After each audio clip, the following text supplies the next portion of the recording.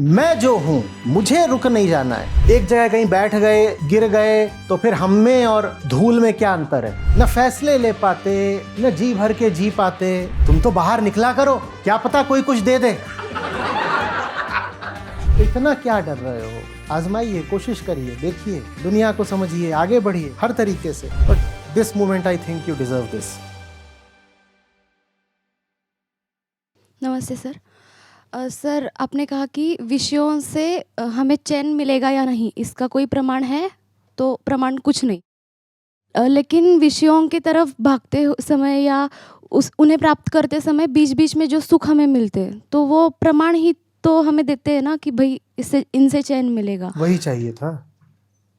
हाँ। नहीं, मतलब चैन चाहिए ना, तो वो विषयों को प्राप्त करते समय जो छोटे छोटे सुख मिलते तो वो वही चाहिए था। नहीं, सुख नहीं चाहिए सिर्फ ऐसा, मतलब सुख तो चाहिए था, पर बीच बीच में छोटा छोटा चाहिए था। नहीं। और सर ये भी लगा कि अगर विषयों से चैन मिलने ही वाला नहीं तो प्रमाण भी क्यों मांगे ना, मतलब समय लगा रहे हो ना, ऊर्जा लगा रहे हो। हम परिभाषित करते हैं दुख को कि प्राप्ति में सुख है, तो जब तक प्राप्ति नहीं हुई है तो क्या है? दुख है। तो सुख तो एक घटना होती है जब मिल गया, और मिलने से पहले फिर हमने परिभाषा में ही क्या बोल दिया है कि क्या है? दुख है। तो इतना दुख कोई हमसे कह रहा है कि झेलो, तो उससे प्रमाण नहीं मांगे? तो हमसे इतनी बड़ी कीमत अदा करने को बोल रहा है, कह रहा है इतना सारा दुख झेलो, 2 साल मेहनत करो, फिर वो चीज मिलेगी जिससे सुख है। और सुख का क्या होगा ये तो पता नहीं, पर 2 साल की मेहनत में दुख बहुत है, क्योंकि हमने सुख की परिभाषा ही दी है कि वो तभी है जब विषय मिल जाए। अगर सुख तभी है जब विषय मिल जाए, तो जब तक मिला नहीं तब तक दुख है।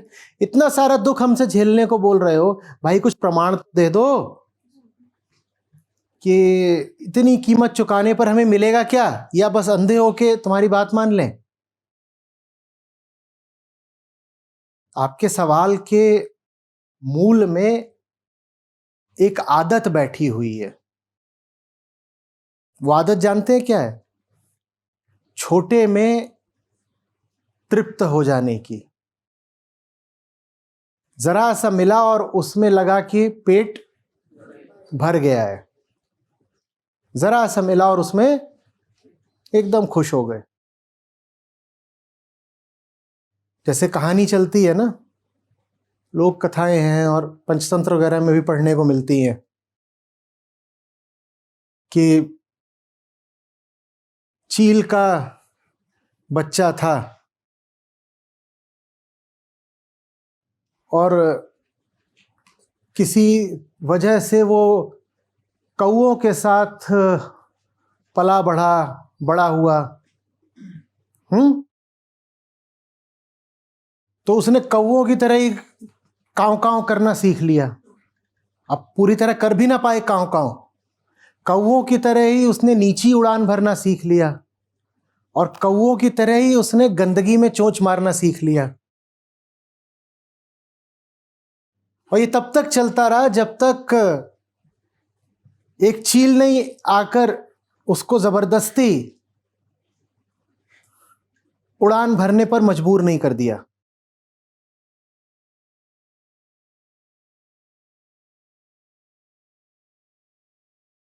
उस चील के बच्चे ने भी तर्क यही दिया कि थोड़ी बहुत उड़ान भर लेते हैं,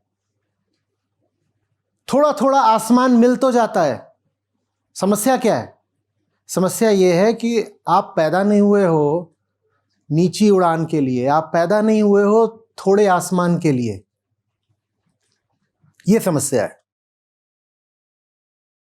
लेकिन बहुत समय से कौओं के बीच में रहने के कारण आप स्वभाव अपना भूल गए हो, स्वभाव के ऊपर कौआपन चढ़ गया है। यही कहानी हमें अलग अलग तरीकों से मिलती है, कभी चील कौए के रूप में, कभी शेर का बच्चा है और वो कुत्तों के बीच में पड़ गया। शेर का बच्चा है, वो कुत्तों के बीच में अपना पला बढ़ा, या भेड़ियों के बीच में, या गीदड़ों के बीच में। और सब में यही रहता है कि जब तक आपको कोई वैसा ही नहीं मिल जाता जो होने के लिए आप पैदा हुए हो, तब तक विस्मृति छाई रहती है। वास्तव में विस्मृति नहीं है, झूठा ज्ञान है। शेर सोच रहा है कि वो कुत्ता है, और कुत्ता बने रहने में उसको सामाजिक स्वीकृति मिल गई है, क्योंकि आसपास सब कुत्ते ही कुत्ते हैं। तो वो जो कर रहा है कुत्तों का, उसको अनुमोदन मिल जाता है। कुत्तों से भिन्न कुछ करेगा तो कुत्ते आपत्ति और करेंगे। कुत्ते बोलेंगे हम ही ने तुझे पाल पोस कर बड़ा करा, और अब तू बड़ा हो गया है, तेरा कद थोड़ा हमसे ज्यादा निकल आया है, तो कह रहा है मैं कुत्ता नहीं हूं। तू कुत्ता नहीं है तो हमारे बीच में क्यों इतने दिन तक पड़ा रहा, क्यों हमारी खाता रहा? बात समझ रहे हो ना? और दहाड़ दे शेर तो कुत्ते कहेंगे ये देखो बेसुरे को गला खराब है इसका, आओ तुमको संगीत सुनाए। बोलो भां।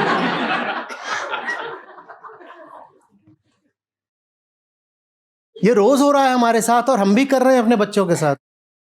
हम और कौन सा उन्हें जीवन राग से सिखा रहे हैं? यही तो कर रहे हैं। हाँ,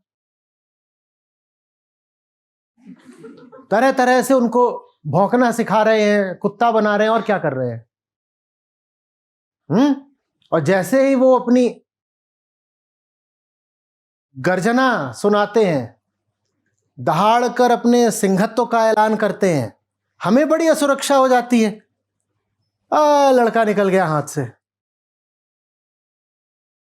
लड़का हाथ से निकल गया। भाई वो शेर ही है, और राज की बात सुनो, तुम भी शेर हो।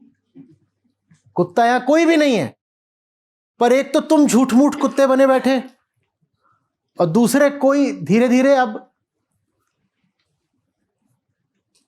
शेर बन रहा हो, उसे याद आ रहा हो उसको, श्वान से सिंह हो रहा हो, तो फिर उस पर लांछन कसोगे। और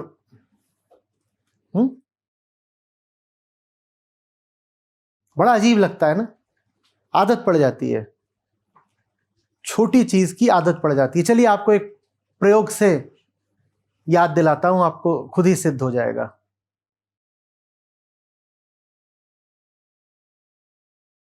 कितने लोगों के साथ ऐसा हुआ है पिछले 2-3-4 साल के अंदर, मतलब कि याददाश्त थोड़ी ताजी हो अभी, कि कोई नई गाड़ी खरीदी है, 2 पहिया 4 पहिया कुछ भी?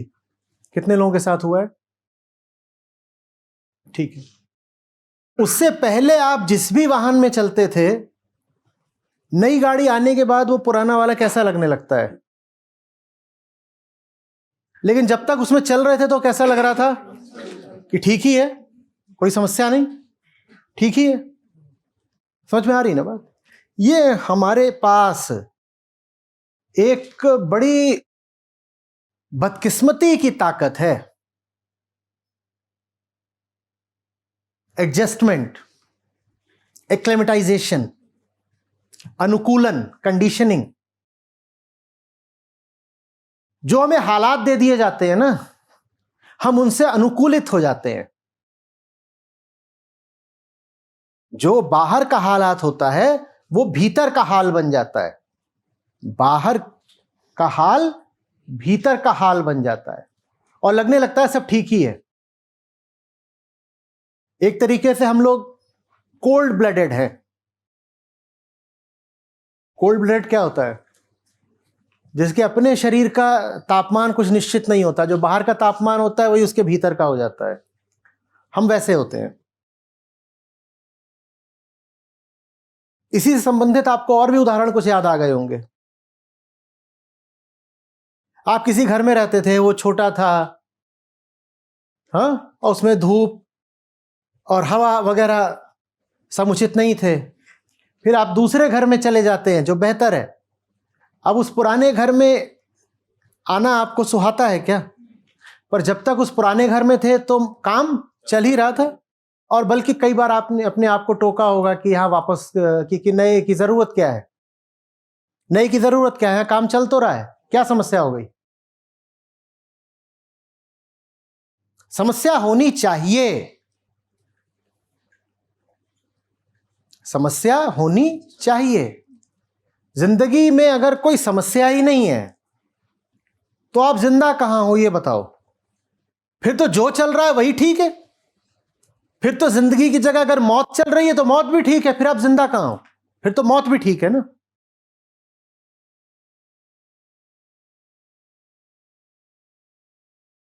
हम खुद को भूल जाते हैं, हम परिस्थिति बन जाते हैं, या कहिए जो परिस्थिति होती है वो अंतः स्थिति बन जाती है। परि माने बाहर की, जो बाहर की स्थिति है वही भीतर की बन जाती है। हम उससे भिन्न नहीं रह जाते। परेशानी के लिए, समस्या के लिए, विरोध या विद्रोह के लिए मेरा अलग होना जरूरी है ना। तो मैं कहूं कि मैं हूं और ये जो चल रहा है ये ठीक नहीं है, जो चल रहा है मैं वही हो गया, तो उसके खिलाफ फिर विरोध कौन करेगा? हमारी अपनी कोई निजी सत्ता रह नहीं जाती। जो चल रहा है हम उसी से बिल्कुल एकजुट हो जाते हैं, उससे हमारा एकत्व हो जाता है, आइडेंटिफिकेशन हो जाता है। ये जो अपनी निजी सत्ता होती है, जो किसी के साथ भी जुड़ नहीं सकती, आइडेंटिफाइड नहीं हो सकती, उसको ही आत्मा बोलते हैं। तो आत्मा इसीलिए जरूरी है ताकि आप आसमान हो सको, कौवे ना रह जाओ। नहीं तो बहुत आसानी से थोड़े में छोटे में गुजारा कर लोगे, और ये थोड़े में छोटे में गुजारा करना ये कोई अच्छी बात नहीं होती। भले ही हमको ये बात पढ़ाई गई है, संतोषम परमम सुखम, ये कोई अच्छी बात नहीं होती। और मैं यहां ये नहीं कह रहा हूं कि बहुत सारा पैसा होना चाहिए, मैं ये भी नहीं कह रहा हूं कि पैसा नहीं होना चाहिए। मैं कह रहा हूं क्षुद्रता नहीं होनी चाहिए, छुटपन, संकीर्णता, जो संभव है उससे बहुत कम पर रुक जाना, सेटल हो जाना, थम जाना, ये नहीं होना चाहिए। जीवन में और ज्यादा होना चाहिए। इसका कोई आवश्यक संबंध पैसे से ही नहीं है कि और पैसा होना चाहिए, इसका संबंध पैसे से बिल्कुल नहीं है, हम ये भी नहीं कह रहे। बात यह है कि आप कौन हैं। पैसा तो आपके हाथ की एक चीज है, पैसा मैं तो नहीं है ना, मेरे हाथ में होता है। मैं जो हूं मुझे रुक नहीं जाना है। मेरा रुकना किस किस रूप में पता चलता है? मेरे डर में पता चलता है, मेरी हिचक में पता चलता है, मेरे स्वार्थ में पता चलता है,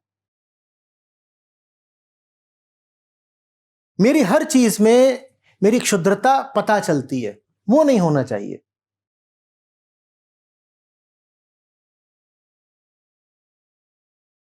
तो जीवन मिला ही किस लिए? लगातार अपने आप को चुनौती देने के लिए, और कोई उद्देश्य नहीं है जीवन का। उसी को मैं बोल रहा हूं कि कुछ बचा रहना चाहिए जो अभी जीता जाना शेष है।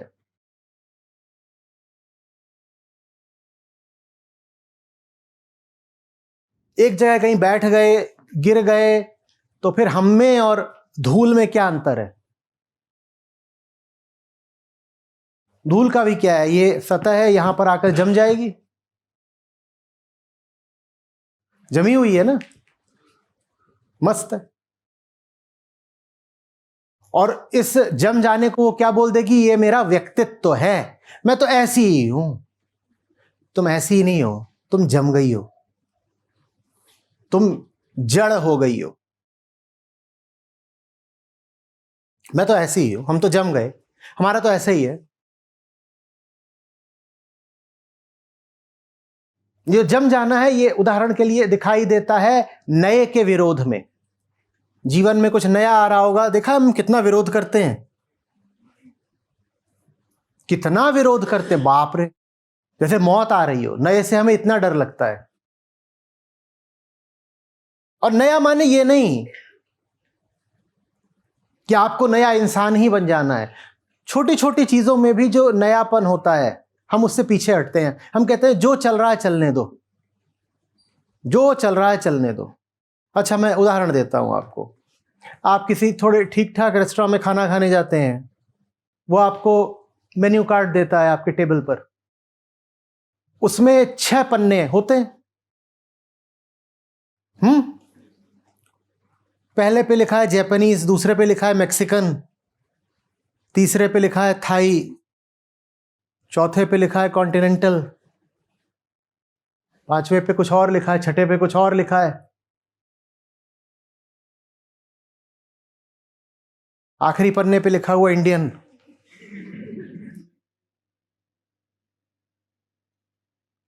ठीक है, इंडियन अच्छा बढ़िया खाना, कोई दिक्कत नहीं। इंडियन में आधे पन्ने पे लिखा हुआ है नॉर्थ इंडियन, नीचे लिखा हुआ है साउथ इंडियन, कोई समस्या नहीं, हम मंगा सकते हैं। मैं पूछ रहा हूं जो बाकी पन्ने हम उन्हें पढ़ते भी हैं क्या?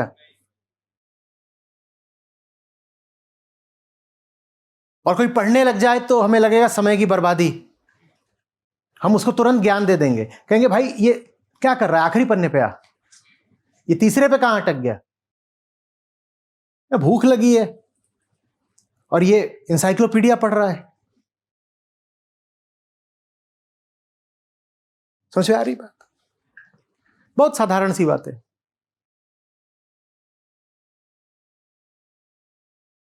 कपड़े,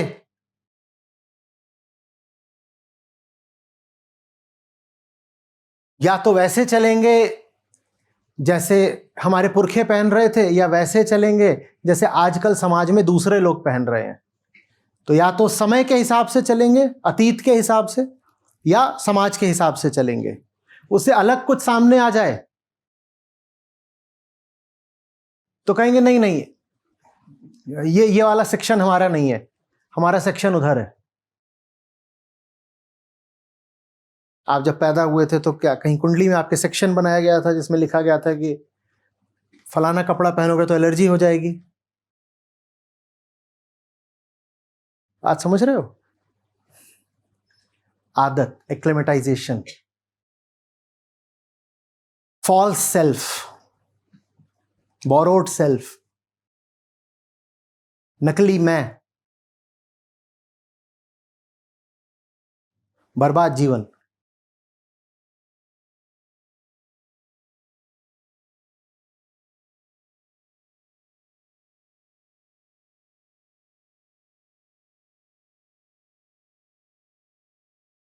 कम से कम भारत जैसी जगह को बहुत सारा सृजनात्मक विध्वंस चाहिए, क्रिएटिव डिस्ट्रक्शन।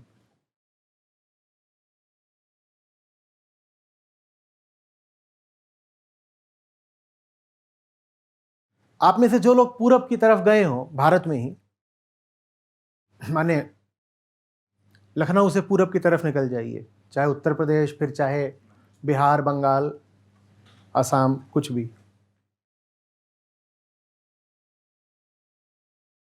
तो जिन्होंने हमारे मोहल्ले देखे हैं और तंग गलियां देखी हैं, वो बहुत अच्छी तरह जानते हैं कि इनको सुधारा नहीं जा सकता।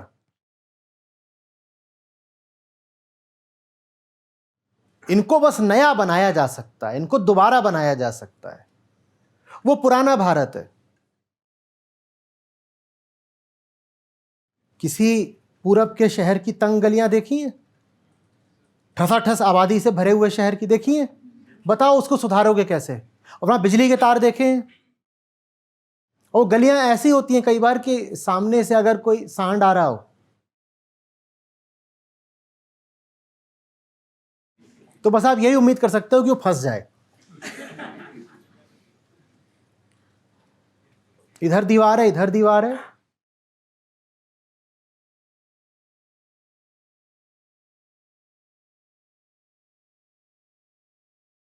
लेकिन जो वहां रहते हैं वो अभ्यस्त हो गए, वो कह रहे हैं यही तो है। उन्हें कहीं और ले जाओ, वो कहते हैं अरे क्या बेकार में, खुली हवा, कहीं बीमार हो गए तो।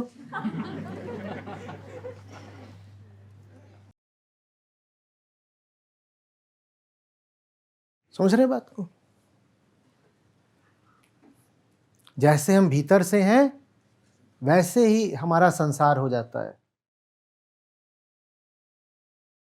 बहुत ज़रूरत है कि पुराने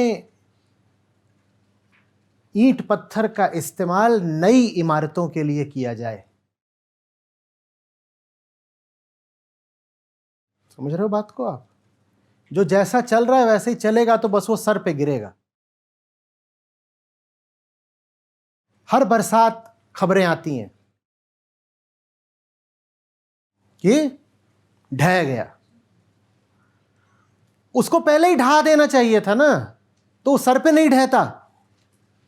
उसको पहले ही ढहा करके नई इमारत खड़ी कर देनी चाहिए थी। ढहा तो वो है ही, अब सर पे ढहा, अब संयोग से ढहा। इससे अच्छा चेतना से उसको ढहा देते।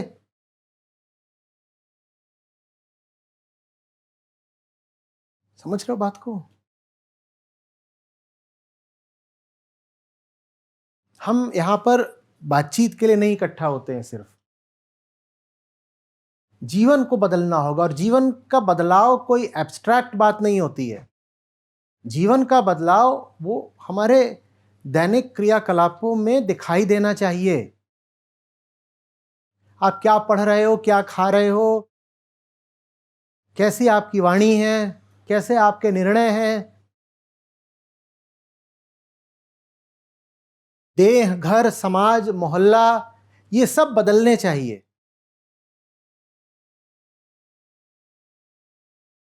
और जिस चीज से बहुत बच के रहिए वो वही जो प्रश्न में झलक रही थी चीज, थोड़ा बहुत सुख, छोटा मोटा चैन, इससे बहुत बच के रहो। ये तो जेल के भीतर भी नसीब हो जाता है। अनंत असीम दुख हो जाए तो जेल में जितने ये सब मर जाएंगे। थोड़ा बहुत सुख तो उनको भी मिल जाता है, पर उसके लिए आप थोड़ी जन्मे हो। वो तो झुंझुना है, वो तो हमें लपेटे रहने का बहाना है बस। थोड़ा बहुत सुख, जैसे माया ऐसे बख्शीश फेंक देती हो। पूरे दिन तेरा शोषण किया है, अब ये शाम को ले अठन्नी, और हम कहते हैं देखो मिल गया ना थोड़ा सा सुख। बार बार बोलता हूं, अध्यात्म माने मनुष्य की गरिमा। थोड़े में संतुष्ट नहीं होना है। अभी और है, अभी और है। संतुष्टि माने क्या? रुक जाना। रुक जाना माने क्या? मौत। और क्या? रुक तो जाओगे ही। जब तक नहीं रुके हो तब तक तो चलो।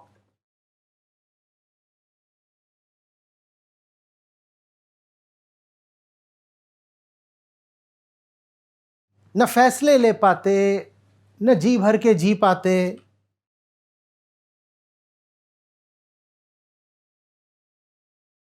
बस एक गुनगुनी सी जिंदगी।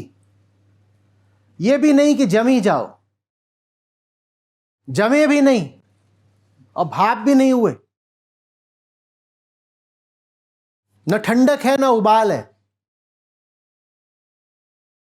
बस ऐसे हैं जैसे गर्मी में मेज पर रखा हुआ पानी। ना उसको बोल सकते हैं कि गर्म पानी है, ना बोल सकते हैं कि शीतल जल है। ऐसी हमारी जिंदगी है। और इसको हम बोलते हैं देखो, बचानी पड़ती है। जिंदगी नाजुक चीज है, कीमती जवाहरात है, बहुत बचा के चलना पड़ता है। कदम कदम पे जाल बिछे हैं, चोर लुटेरे हैं। तुम्हें कौन लूटेगा? तुम तो बाहर निकला करो, क्या पता कोई कुछ दे दे।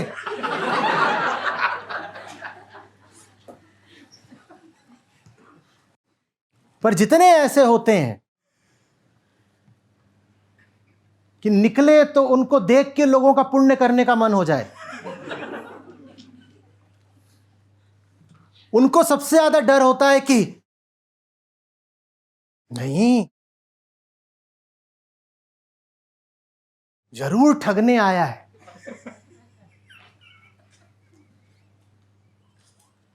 लूट लेगा।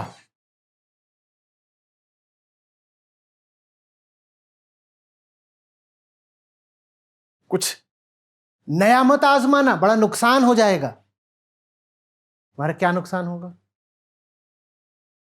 शून्य से नीचे कौन सी संख्या होती है?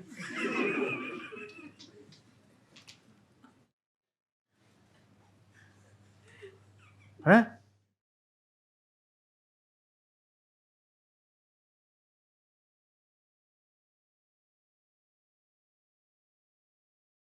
अंधे को बोला कि तेरा उपचार शुरू करेंगे। उधर देख, वहां रोशनी में कुछ अक्षर लिखे हैं, पढ़ के बता। तो बोला रोशनी में अक्षर लिखे हैं? बोला हाँ। बोला नहीं पढ़ूंगा। क्यों? बोला रोशनी में देखने से आईसाइट वीक हो जाती है।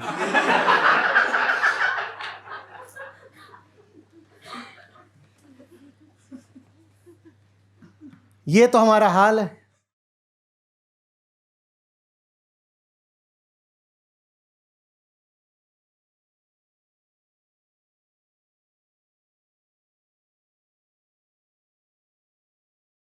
निगेटिव नेटवर्थ की कोई फर्म होती है तो उसका एक्विजिशन हो, तो जो एक्वायर भी करता है ना, उसका एहसान मानना चाहिए, क्योंकि उसने घाटा उठाया है। हमें दिखाई ही नहीं पड़ता कि हम सब निगेटिव नेटवर्थ के लोग हैं।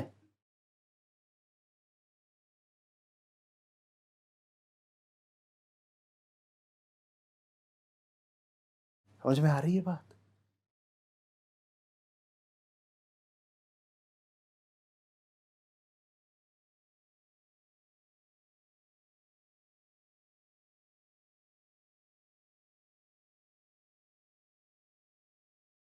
और कुछ है नहीं बहुत खास। हाँ, प्राण है। और देखो,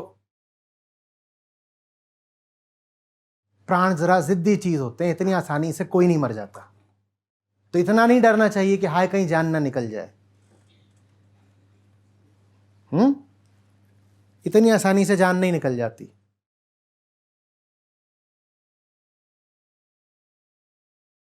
भारत में तो ऐसा रहा है कि लोग टंगे ही रहते हैं, टंगे ही रहते हैं। हाँ, 95 का हो गया, कुछ हो गया, फिर उसको बोल रहे हैं अरे इनको मुक्ति नहीं मिल रही है। फिर गांव का पंडित आके बोलता पुराने पाप थे, जब तक कटेंगे नहीं तब तक ये मुक्ति नहीं पाएंगे। तो इतना क्या डर रहे हो? मौत भी इतनी आसानी से नहीं सबको नसीब होती, और बाकी कुछ है नहीं हमारे पास। तो आजमाइए, कोशिश करिए, देखिए, दुनिया को समझिए, आगे बढ़िए हर तरीके से। और उसके लिए अगर पैसा जरूरी है तो पैसा भी कमाइए।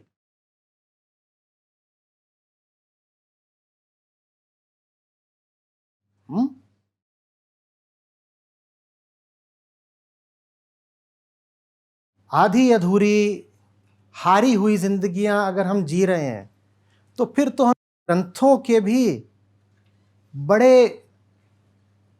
बीमार प्रतिनिधि हुए ना। हाँ,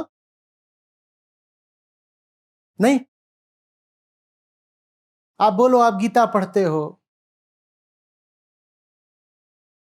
और जिंदगी में ऐसे हो कि घर में चूहा निकल आया तो एम्बुलेंस बुलाई,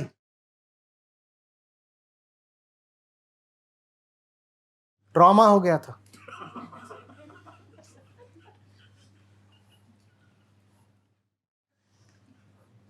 तो इसमें फिर चूहे का सम्मान और कृष्ण का अपमान है। किसी को बता ना दीजिएगा कि गीता पढ़ते हैं।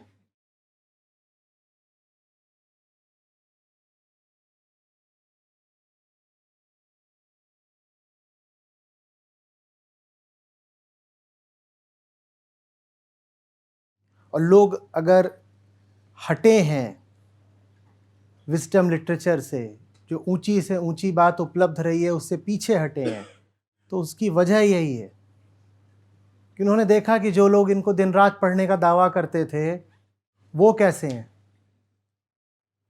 वो खुद अगर कमजोर हैं और डरे हुए हैं तो हम क्यों जाएं इनकी ओर? आप गीता श्रृंखला में साथ हैं।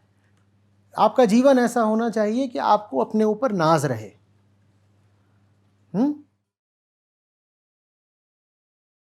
आत्मा का और मतलब क्या होता है? अहंकार माने एक शर्मिंदगी। अहंकार आत्मसम्मान की बात करता है पर आत्मलज्जा में जीता है। वो लगातार अपने ही सामने शर्मसार रहता है। हम सब भी रहते हैं कि नहीं? दूसरों के आगे हम कितना भी दिखा दें कि साहब हम इज्जतदार हैं, भीतर ही भीतर हमको पता है हम कौन है। कोई आके कान में बस इतना बोल दे आपके, बिना किसी सबूत के, बिना किसी परिचय के, बस इतना बोल दे, सुनो तुम्हारी ना वो सारी बातें मुझे पता है। देखिए कैसे बिल्कुल टाइट होता है सब, बिल्कुल हवा पानी एकदम। उसने कुछ नहीं बोला, बस इतना ही बोला है। एकदम कोई अपरिचित आदमी आके कान में बोल दे, सुनो तुम्हारी ना वो सारी बातें हमें पता है। क्योंकि हम खुद से ही शर्मसार रहते हैं। आत्मा का मतलब ही है वो जिस पर गौरव किया जा सके, ऐसी जिंदगियां बिताइए कि आपको अपने ऊपर नाज हो। किसी दूसरे को बताने की बात नहीं, कहीं डुगडुगी बचाने की बात नहीं, पर हमें तो पता हो ना कि हम बिकी हुई जिंदगी नहीं जी रहे। अध्यात्म इसलिए होता है कि सचमुच सर उठा के जिया जा सके।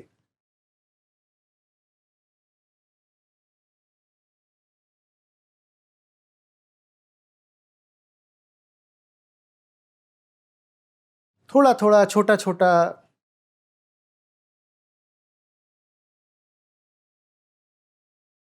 फालतू ही फिर आत्मा को अनंत बोला, उसको भी यही बोल देते। थोड़ा थोड़ा, छोटा छोटा, अहम थोड़ास्मि।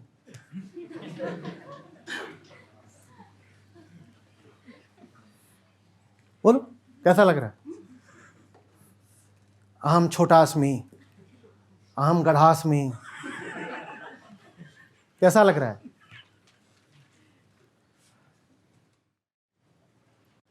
और कम होकर के, थोड़े होके, छोटे होके, फिर इतनी भी हम में हिम्मत नहीं होती कि फिर पूरे ही छोटे हो जाएं, कि शून्य हो जाएं।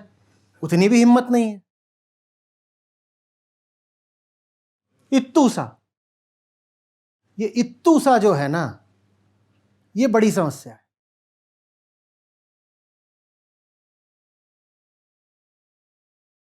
देखो सामान्य जिंदगी से हटोगे तो जो होगा वो थोड़ा नाटकीय होगा, ड्रामेटिक। उसके लिए तैयार रहो, उससे डरो मत।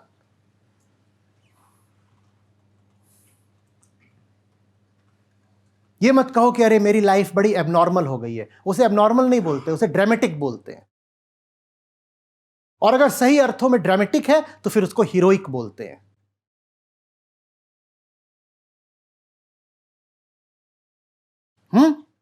तो एबनॉर्मल नहीं, ड्रामेटिक। और अगर सही है वो ड्रामा तो फिर हीरोइक।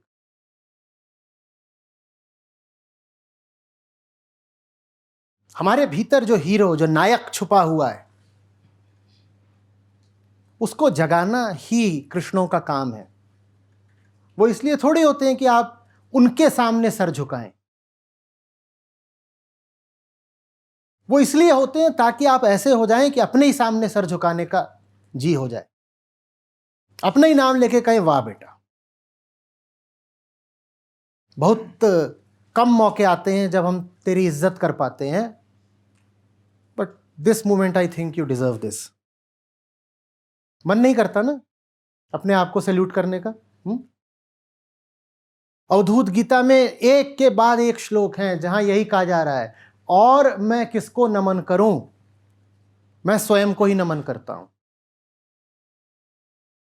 ऐसा हो जाना कि किसी और से हम इज्जत मांगे भी नहीं। हम ऐसे हो गए कि अब हम अपने ही सामने नमित हो सकते हैं, इसलिए हैं हम।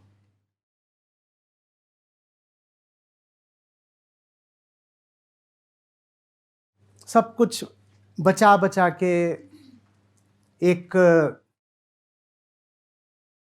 इधर से भी सुरक्षित, इधर से भी सुरक्षित, मध्यम वर्गीय जिंदगी जीना।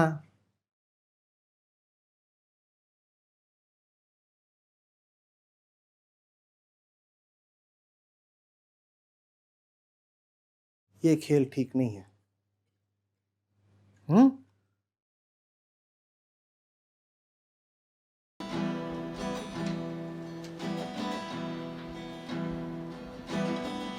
झूठे सुख को सुख कहे, मानत है मन मोर।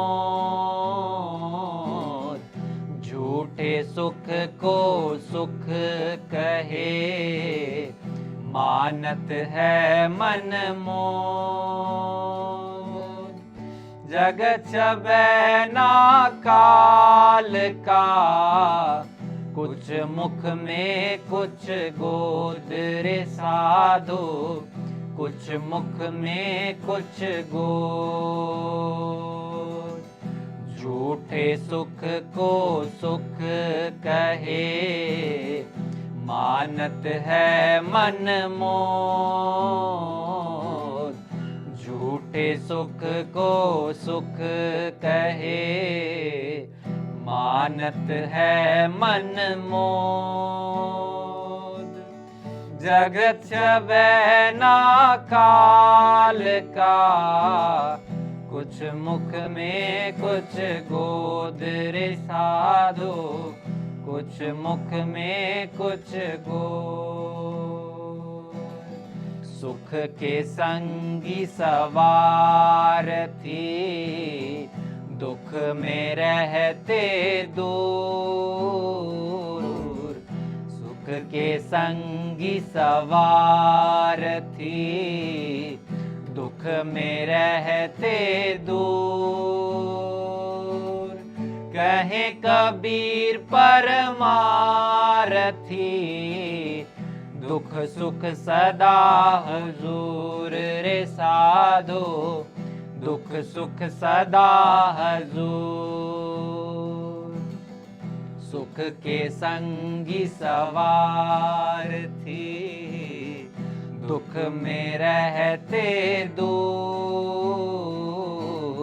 सुख के संगी सवार थी, दुख में रहते दूर।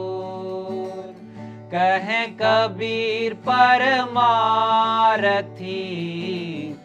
दुख सुख सदा हुजूर रे साधो, दुख सुख सदा हुजूर।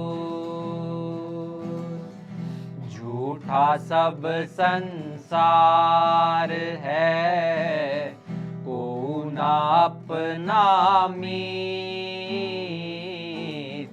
झूठा सब संसार है, को ना अपना मीत। राम नाम को जानी ले, चले सो भौजल जीत रे साधो, चले सो भौजल जीत। झूठा सब संसार है, को ना अपना मीत। झूठा सब संसार है, को ना अपना मीत।